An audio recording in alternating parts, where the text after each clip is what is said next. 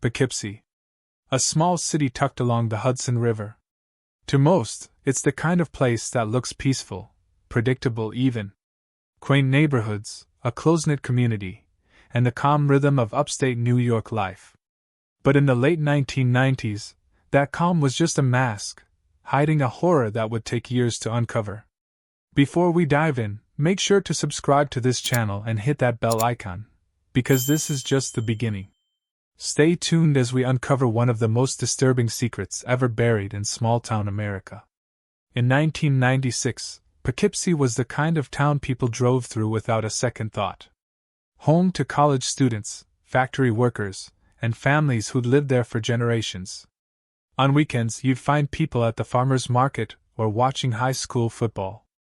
It wasn't flashy, but it was safe, or so everyone thought. But beneath the surface, something unsettling was happening. People began to vanish. At first, no one connected the dots. They were women, mostly young, many struggling with addiction or living on the margins of society. To some, their disappearances didn't make the news. To others, they barely registered at all. The first few reports seemed isolated.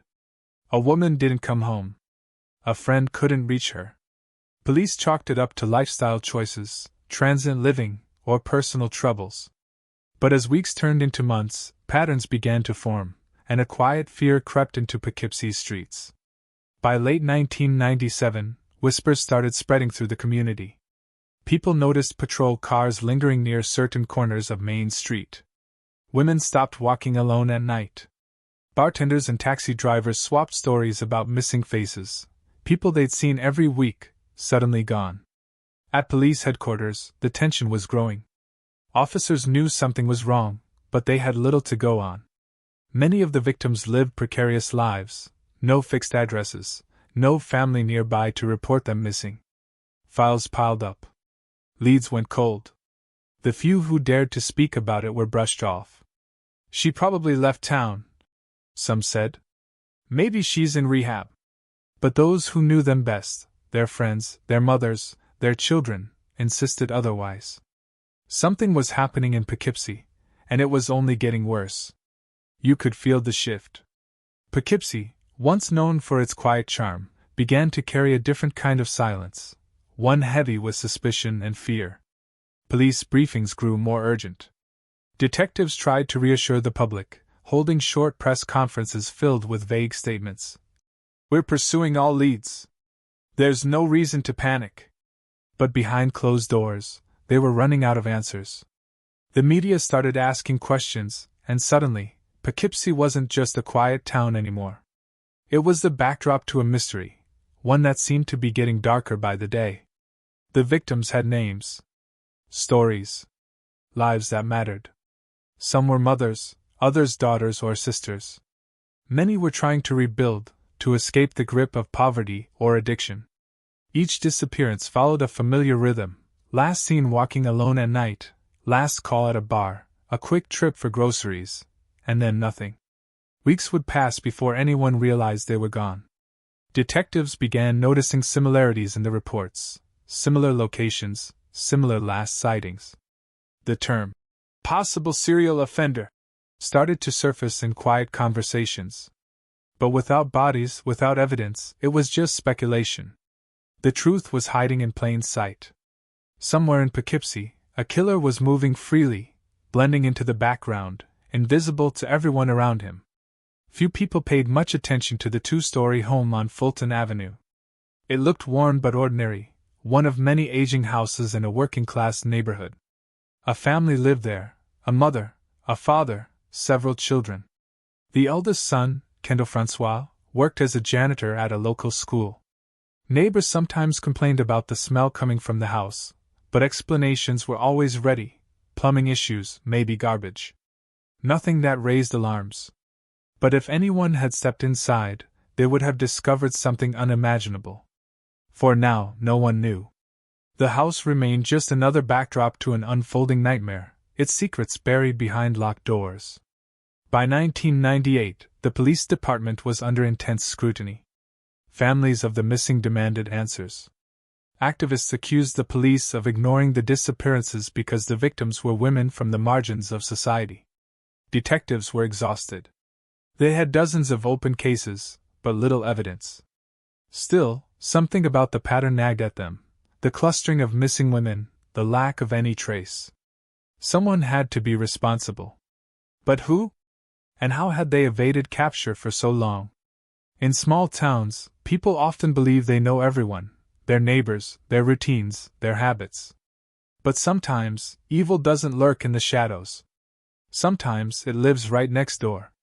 By the time another woman went missing in early 1998, fear had taken full hold of the community. Parents warned their daughters not to walk alone. Cab drivers refused certain routes after dark. And still, no one could say what, or who, was behind it all.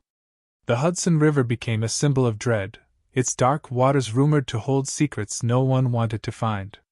Even the air felt heavier, as if the whole town knew something terrible was lurking, waiting to be revealed. In the summer of 1998, the tension reached its breaking point. Detectives were desperate for a lead.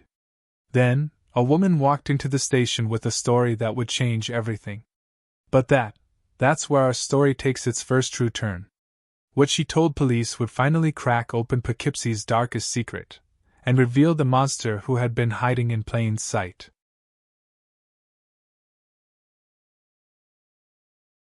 They started vanishing one by one. Women who walked the same streets every night, gone without a sound. In Poughkeepsie, a small New York town already on edge, these disappearances weren't random. They were a pattern.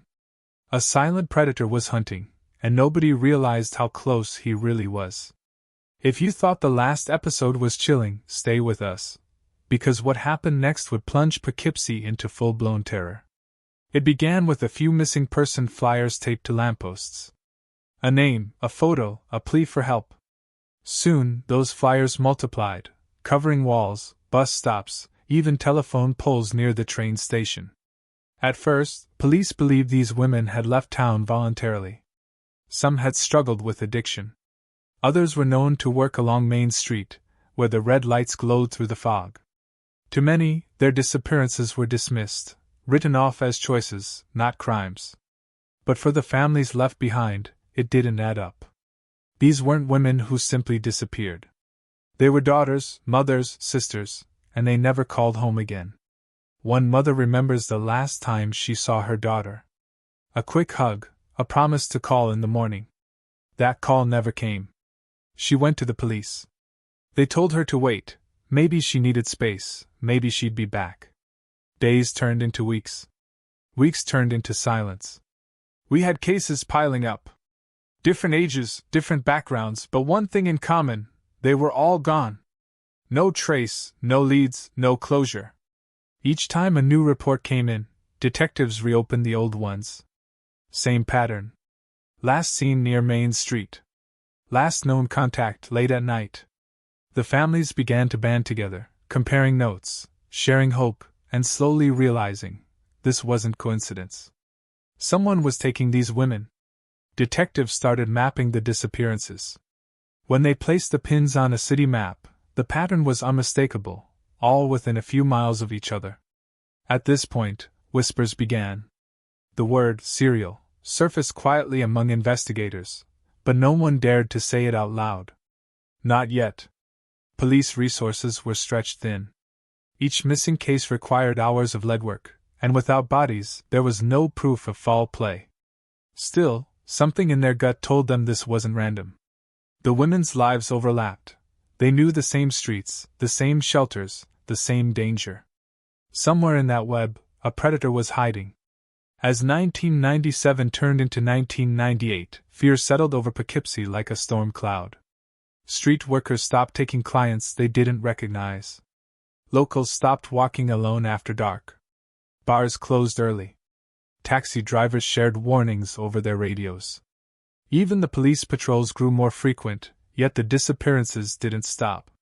The community felt hunted, and whoever was responsible seemed to know exactly how to stay invisible. Every time someone vanished, the police were one step behind. It was as if the killer was taunting them, choosing his victims carefully, vanishing before anyone could react. Inside the precinct, frustration boiled over. Detectives were chasing shadows. Interviews led nowhere. Rumors spread that the women had left willingly, an excuse that comforted the public but haunted the investigators. You look for clues, but there's nothing. No calls, no witnesses, no bodies. It's like they were erased. And in a way, they were erased by indifference, by the town's quiet denial. But not everyone was blind. A few detectives began re-examining old missing reports, noticing similarities that couldn't be ignored. They suspected a serial killer was operating in Poughkeepsie, but without evidence, they couldn't prove it. Every new disappearance felt like a failure, every unanswered phone call another ghost added to the list. Imagine waiting by the phone, hoping it rings, praying for a voice you know is gone. Families clung to any sign of hope. They called hospitals, checked shelters, begged the media to keep the story alive. But in those years, public empathy ran thin for women who worked the streets. Their names didn't make headlines. Their disappearances were footnotes. For every unanswered call, there was a silent scream that nobody heard. The town wanted to believe these women had simply moved on. But the reality was darker, crueler. They hadn't gone anywhere. They were still in Poughkeepsie. Just hidden. Between 1996 and 1998, at least 8 women vanished. 8 lives. 8 families. 8 mysteries that led to the same dead end. The timeline was chilling. October 1996, the first woman reported missing. December 1996, another gone. March 1997, yet another disappearance, this time broad daylight. Each case followed the same rhythm: sudden disappearance, no witness, no return. Each name added to the timeline brought more pressure, more confusion, and more fear. For detectives, it wasn't just about finding the next victim. It was about stopping the next one before it happened. But how do you catch someone you can't even see? By early 1998, Poughkeepsie had changed. Once lively streets now emptied at sunset. The same neighborhoods that once felt safe had become ghost towns. Rumors spread, of a man in a van, of strangers following women. Police couldn't confirm any of it, but panic doesn't wait for facts. The city felt cornered, its trust eroding day by day. Even inside the department, morale was crumbling. Detectives wondered if they were being outsmarted. Patrol officers drove the same streets over and over, searching for someone they couldn't identify. And through it all, the disappearances continued. Then came the moment that would change everything. A woman escaped from what she described as a nightmare, a house filled with the missing. She was terrified, shaking, but alive. Her words would finally shatter the illusion that these were isolated disappearances. She told investigators where she had been held, and by whom. That house was in Poughkeepsie. And the man she named wasn't a stranger. He was someone the community saw every day, a neighbor, a co-worker, a face that never stood out. When police finally descended on the house, what they found inside would redefine horror. But that's a story for the next chapter. Each disappearance had deepened the mystery, and the fear. Now, the truth was about to be exposed.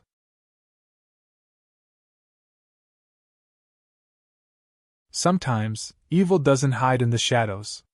Sometimes, it lives right next door, behind a door you've walked past 100 times, behind curtains you've never looked behind. For years, women disappeared from Poughkeepsie's streets. Families pleaded.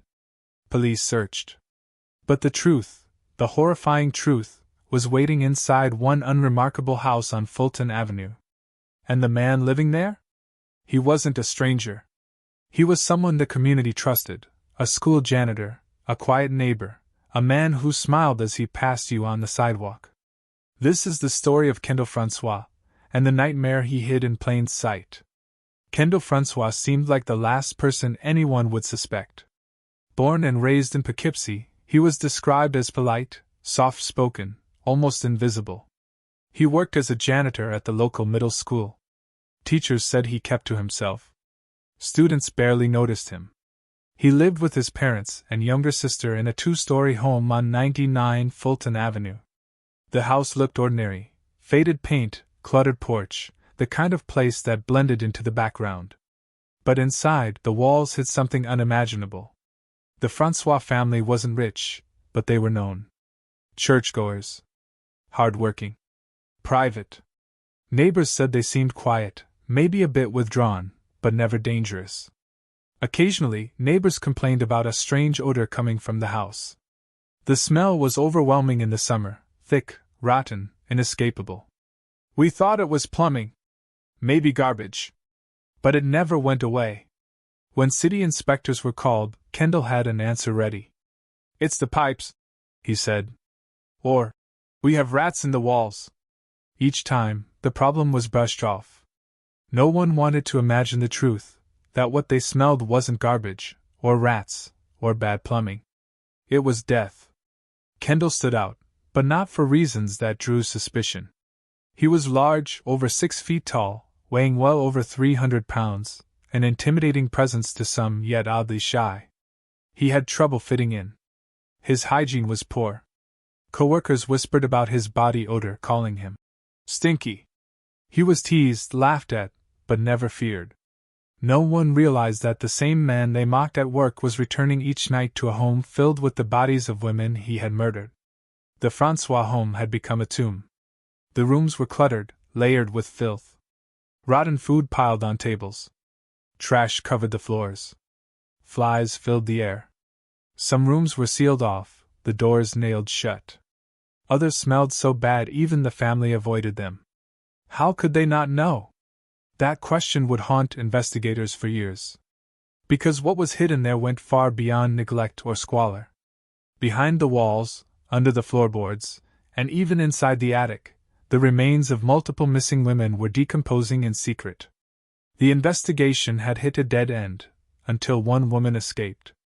In August 1998, a terrified woman ran into the Poughkeepsie Police Department. She was shaking, crying, barely able to speak. She told detectives she had been held captive by Kendall François. She'd managed to escape his house, slipping out while he was distracted. At first, some officers didn't believe her. Her story sounded too horrific, too impossible. But when they checked the name she gave them, their hearts sank. Kendall François. A man they already knew, from earlier interviews during the missing persons investigation. That same day, detectives obtained a warrant. They approached 99 Fulton Avenue cautiously, unsure of what they would find. Inside, the stench hit them instantly, thick, suffocating, unforgettable. Officers had to cover their faces. Some gagged. Some had to step outside. It was worse than anyone could imagine. And then they found her. In one of the upstairs rooms, the decomposed remains of a woman lay hidden. Moments later, another. Then another. Each door they opened revealed a new horror. By the end of the night, police had uncovered a scene straight out of a nightmare. The house was filled with bodies, 8 women in total. Every victim had been one of Poughkeepsie's missing women. The same faces from the posters. The same names that haunted detectives for 2 years. Kendall François had been living among them, eating dinner downstairs while their remains decayed just feet away. He slept there. He showered there. He went to work every morning like nothing had happened. What they found inside that house would haunt even the most seasoned detectives. Kendall François was arrested that same night. The neighborhood watched in shock as officers led him away. The quiet janitor, the man they waved to, now accused of being a serial killer. No one could believe it. But the evidence left no doubt. Inside his home, investigators found personal items belonging to the victims, jewelry, purses, bits of clothing. Each piece told part of a story too awful to comprehend. In interrogation, Kendall didn't deny the murders. He confessed in a calm, almost detached tone. He claimed he picked up women on the streets, brought them home, and strangled them during arguments. He said he kept their bodies in the house because he didn't know what else to do. There was no remorse, no tears. Just a flat admission, a chilling monotone recounting of years of death. Detectives listening to his confession described it as one of the most disturbing moments of their careers.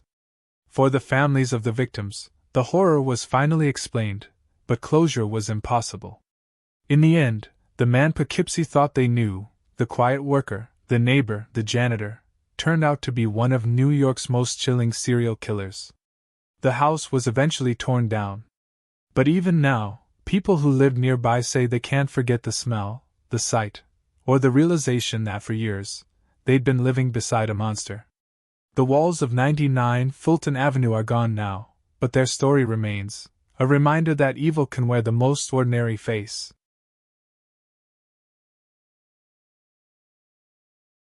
Inside the Poughkeepsie Police Department, exhaustion hung in the air. Officers hadn't slept. Reporters were circling.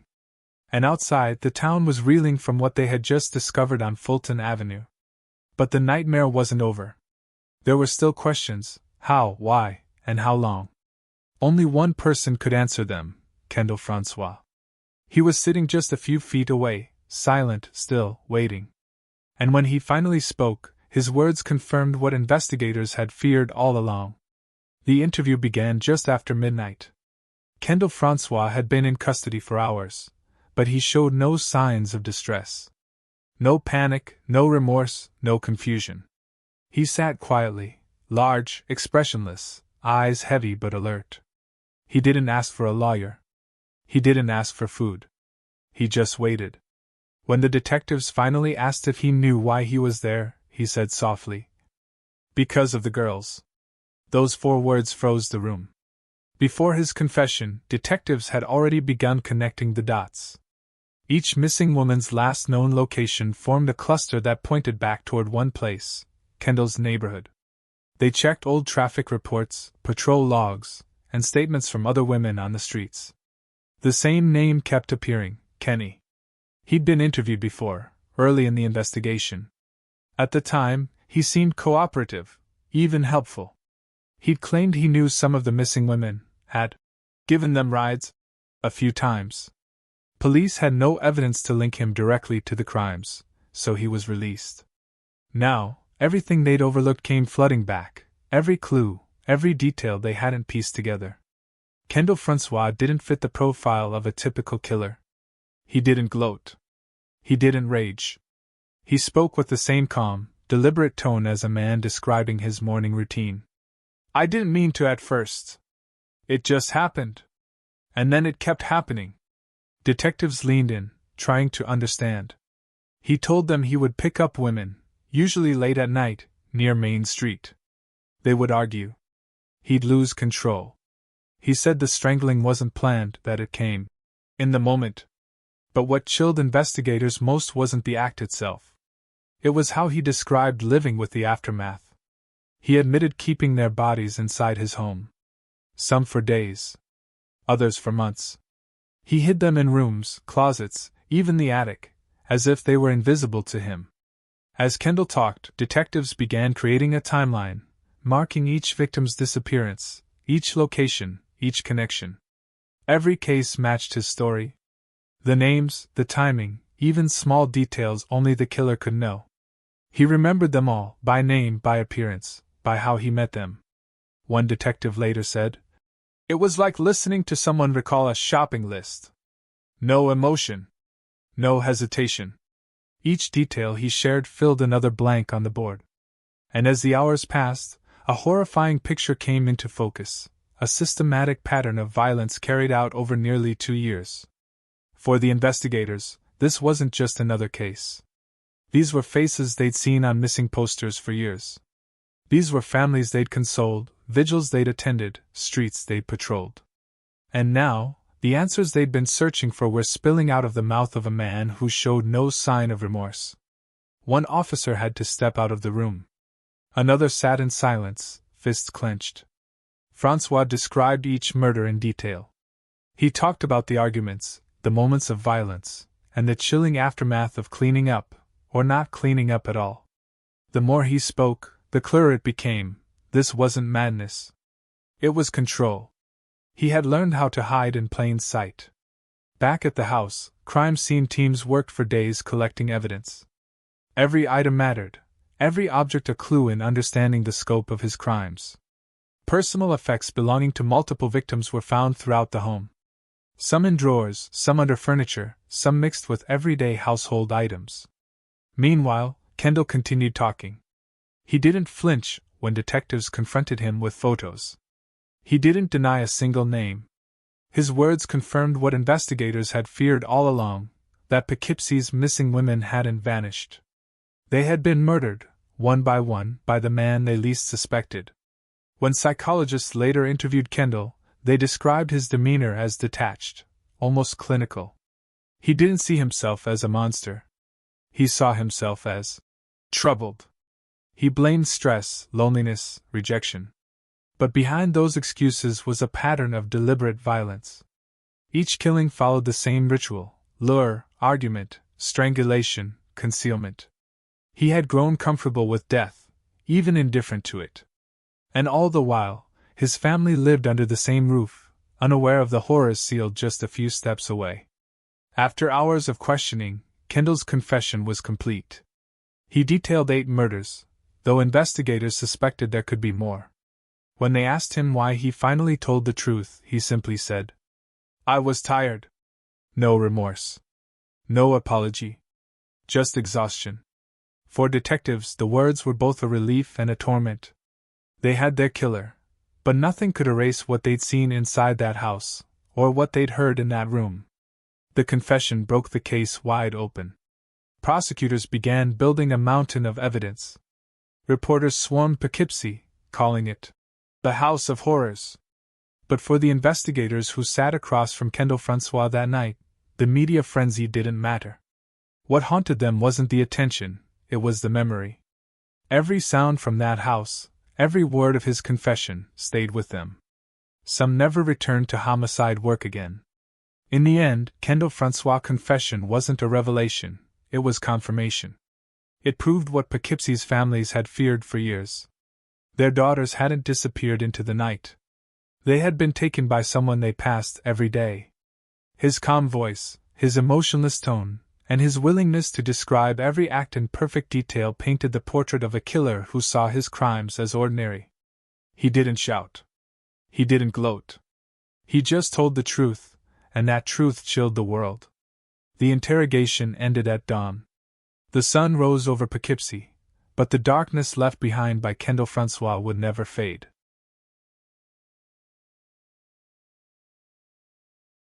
The trial of Kendall François drew headlines across New York. For a brief moment, Poughkeepsie was at the center of every news broadcast, its quiet streets transformed into a symbol of horror. But soon the cameras left. The world moved on. And the victims, the women whose lives were stolen, slowly faded from public memory. This is the story of what was left behind, a legacy of fear, loss, and the painful truth that not all tragedies are remembered equally. In 2000, Kendall François stood before a judge in Dutchess County. The charges were read, 8 counts of murder. He listened quietly, showing no emotion, just as he had during his confession. The courtroom was filled with the families of the victims. Mothers, fathers, sisters, each clutching photos, each waiting for justice that could never undo what had been done. Prosecutors described his house as a tomb within a neighborhood. They laid out every crime scene photo, every evidence bag, every confession tape. The jury sat in silence. When asked why he killed, François gave no explanation. No motive. No apology. Only quiet acknowledgement that the women were dead, and that he was the one who killed them. In August 2000, Kendall François was sentenced to life in prison without parole. There would be no trial spectacle, no lengthy appeal. He simply accepted the sentence, as though it were inevitable. For many, the case was over. But for Poughkeepsie, the wounds had only begun to surface. In the years that followed, Poughkeepsie tried to move on. The house on Fulton Avenue was demolished, its foundation torn apart, every trace of the horror buried beneath new soil. But memory lingers in unexpected places. Everyone here knew someone who'd been affected. You couldn't just erase that. We'd walk past that street and remember what was inside that house. The fear didn't vanish overnight. For years, people double-locked their doors. Some avoided that side of town entirely. Parents warned their children never to walk alone. Poughkeepsie had been a working-class town, factories, schools, small shops, but after the murders, it carried a shadow. Even today, older residents lower their voices when the name François is mentioned.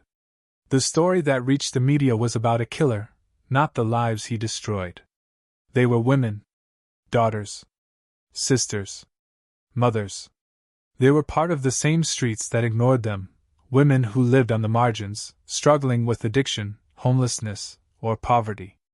And that's why, for so long, their disappearances didn't receive the urgency they deserved.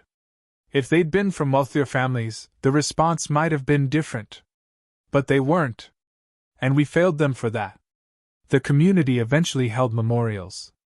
Candles, flowers, photographs, placed where the house once stood. But the crowd was small. Over time, their names disappeared from headlines, from conversations, from the collective memory of the town.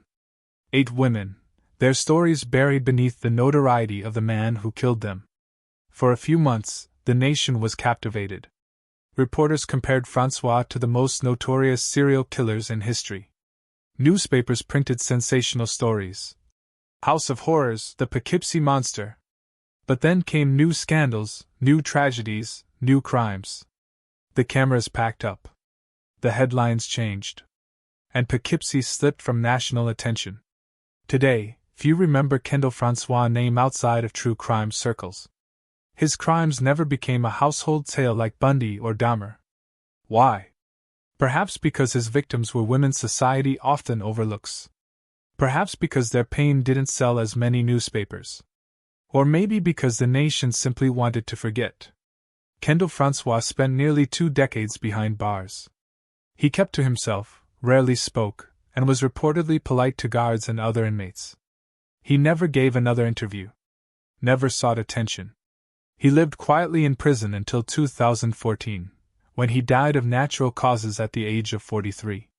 His death barely made the news. A few brief mentions, then silence. The man who once haunted Poughkeepsie was gone. But the shadow he left behind still lingers. Today, Poughkeepsie looks different. The factories have faded, but the river still glimmers the same way it did decades ago. New families have moved in. Most don't even know the story. I've heard rumors, something about a house on Fulton, right? I don't know the details. I remember the smell in the air that summer. I remember the day they brought the bodies out. You don't forget something like that. Time has softened the edges of the tragedy, but it hasn't erased it. Beneath every quiet street, every corner where a poster once hung, there's a memory waiting to be acknowledged. These are the women whose lives were stolen. They were more than statistics. They were part of this community, people with dreams, laughter, and love. Their stories remind us that true evil isn't always the monster in the shadows. Sometimes it's the neighbor next door, the quiet face no one suspects. And that's why remembering matters.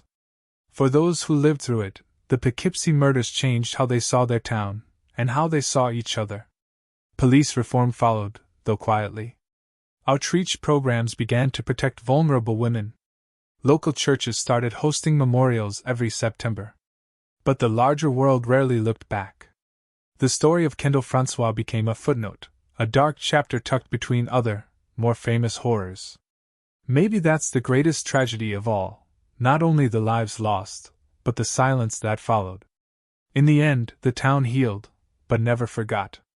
The house is gone. The street is quiet. Yet in the stillness, there's a whisper, a reminder that evil once lived here, hidden behind ordinary walls. And that the people lost in that darkness deserve to be remembered, not for how they died, but for who they were. Because memory is the only justice time cannot erase. Thank you for watching this series. Subscribe for more untold true crime stories. And never forget the voices that history tried to silence.